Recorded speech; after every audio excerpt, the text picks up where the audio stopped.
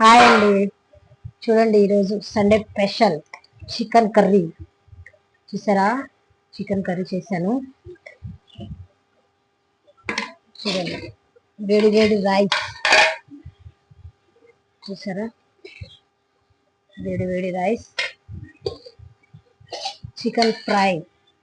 చూసారా, chicken fry చేశాను. Sunday special అండి మాది.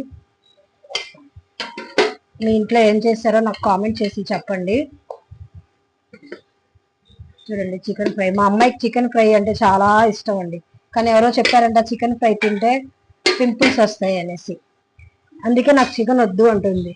మీరు కామెంట్లో చెప్పండి చికెన్ తింటే పింపుల్స్ రావు అనేసి మా అమ్మాయికి. ప్లీజ్, చికెన్ అంటే మా అమ్మాయికి చాలా ఇష్టము.